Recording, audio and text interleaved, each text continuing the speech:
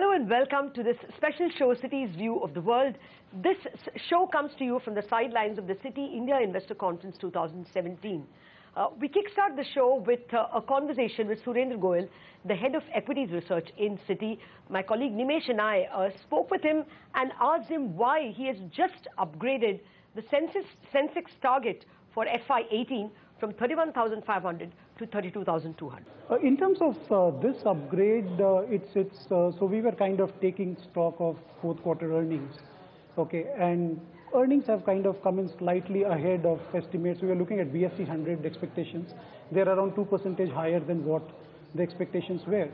So this change in the target is more of a roll forward. So our earlier target was a December 17 target.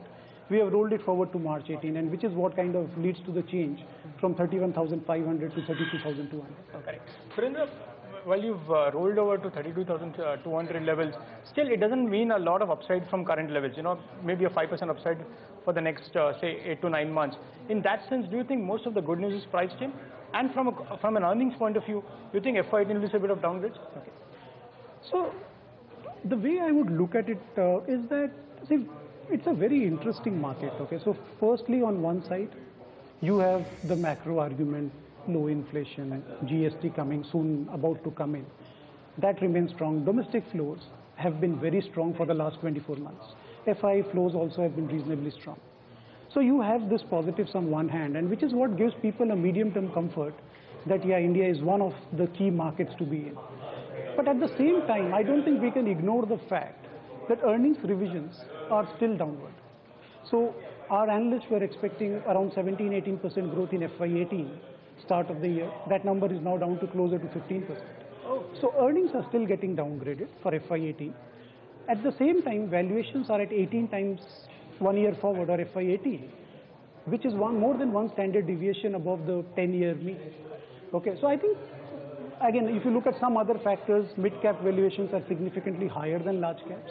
Okay, so I think when you put it all together, to me what it seems like, yes, the medium-term positives are all there, okay, but we have had a 21% return, YTD in dollar terms, which is a fantastic return by any standards. And to that extent, I think one should be more stock-specific and buy the pullbacks, rather than really chasing the market here. At least that's the way I would look at it, and which is what reflects in our Sensex target, which, as you rightly pointed out, only has some 3-4% upside from current levels. Okay. I'll ask you about your sector preferences and the mid-cap picks and whatever. What on the FI sentiment? I believe there are a lot of FIs joining at the conference over the next 2 days. What's the general sense? Is this India being the best market within the EM, which probably means India will continue to outperform? Yeah. So I think as you see over the day, next couple of days, I think you will see that the interest, the participation remains very high.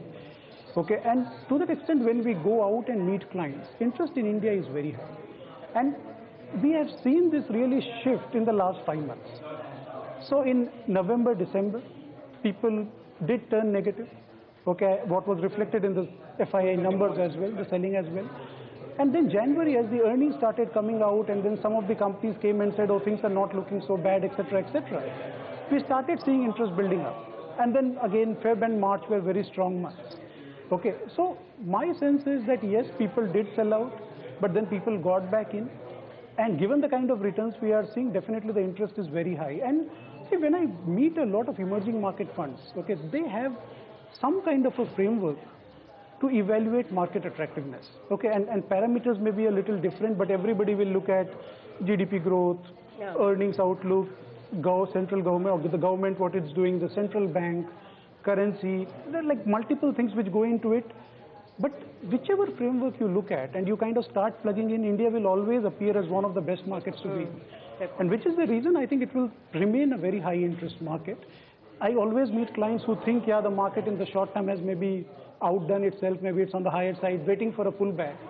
Okay, but interest-wise, they're always interested, and I think even those guys are all kind of waiting to buy a pullback. Okay, buy the pullback. Okay, you don't have much of an upside from here on, but what are you recommending? I mean, are you recommending the now, suddenly discovered valuation sector, Pharma? Yeah. Okay. So to that extent, yes, we do have a overweight on healthcare, but to put it in context, our healthcare is, our overweight on healthcare is a mix of overweight on hospitals as well as mid-cap pharma. Okay, so those are the two pockets of pharma where we are overweight on. See, the sector is clearly seeing challenges from a pricing erosion of the base business perspective. You will not be buying the nifty pharma companies. The large cap pharma stocks. Again, I really don't want to go very stock specifics, okay, but as I said that, see, the way to look at it, at least in my view, is that companies which have a large base business and maybe a few chunky products in that will face more challenges of price erosion, and which some of the new products may not be able to offset. While in some of the smaller companies, and again, pharma is very stock specific, so it's difficult to talk like generically, but the issue is some of the smaller companies may be able to offset those challenges a lot better. Okay. And the other sector I wanted to ask you, obviously, is financials. We just had Samiran saying that he's factoring in a 40% chance of a rate cut. Be that as it may, I mean, NBFCs have anyways run a goodish bit. Are they in your portfolio? And then, of course, public sector banks, where there may be a new beginning. Yeah. So we are positive on financials in general, okay, across all the three categories which you mentioned. Now, our bigger overweights are still on the private sector banking side. Okay, so that's the sector where we have our biggest overweights. NBFCs we continue to like, we have buys on a lot of them. Now again, they are different businesses, so you really can't put them under one category, but by and large we are positive on them. Okay, public sector banks we are still quite selective. Okay, I think one has to keep in mind that yes, valuations are what they are. Okay, and to that extent there is an argument. But having said that, one has to keep in mind that over a medium term, how market shares are going to shift, etc. And when you're taking a 2-3 year view, I think you really need to bake in all of that. And which is where our comfort is more on private banks and to some extent NBFCs, and then public sector banks in that order. So that's Surendra Goyal expecting that Indian pharma companies are going to get a little more money, and there's also some money to be made in financials and consumer staples. We'll take a break. We are coming back with Marcus Rosgen. He is the head of emerging market strategies, the GEMS strategist for Citi, and we'll check with him how the global flows are panning out towards India or away from India.